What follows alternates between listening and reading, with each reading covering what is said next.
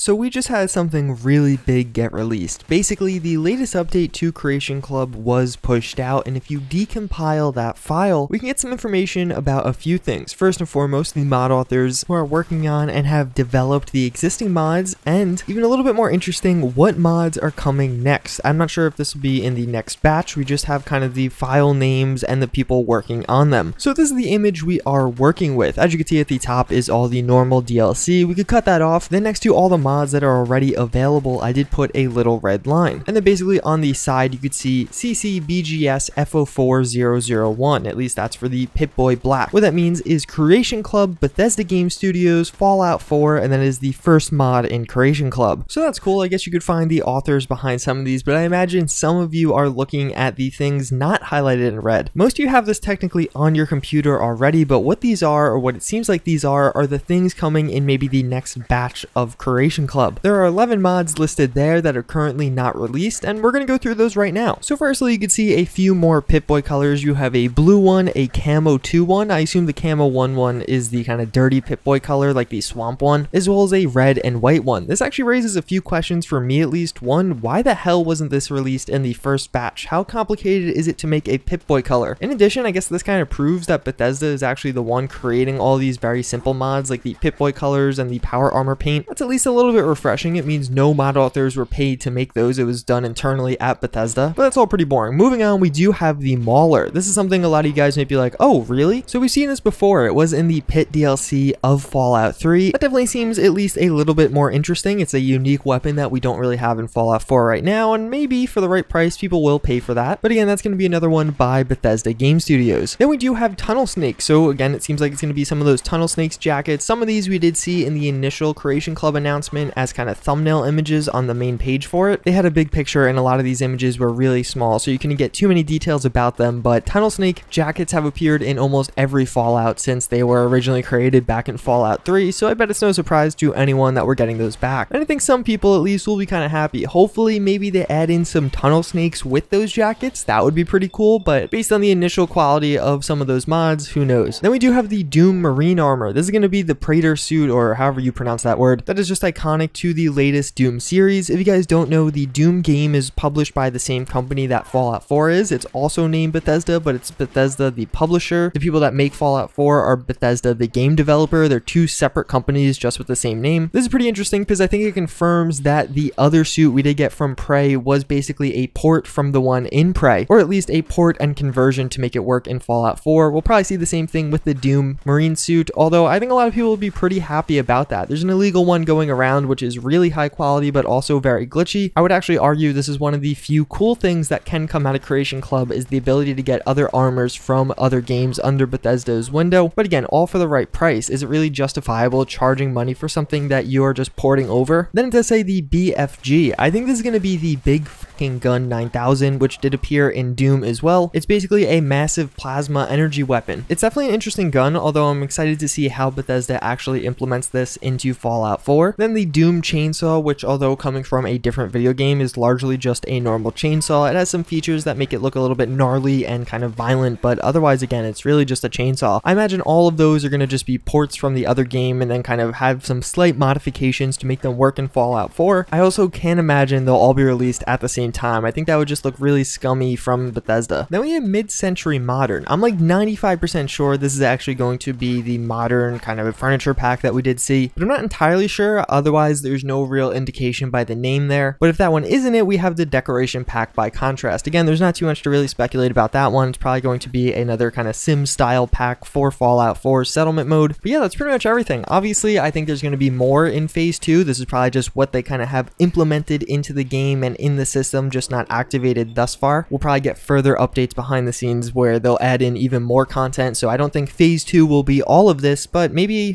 most, if not everything I did just talk about. A lot of Doom stuff, which could be cool for the right price. Like if it's only $1 or $2, having a Doom chainsaw or the BFG or the Doom armor would be really cool. But again, getting the pricing right is going to be integral here. I really hope phase 2 ships with like a lot more mods, maybe another 5 to 10 mods in addition to this. I don't know how many mods they actually have developed behind behind the scenes. But this also is pretty telling that a lot of the stuff we are seeing is done by Bethesda themselves, with only 4 of the mods on this entire list so far being done by mod authors, which is pretty interesting. As always, I thank you guys for watching. Hopefully you found this video informative or interesting, and well, I hope to see you guys all next time. Later.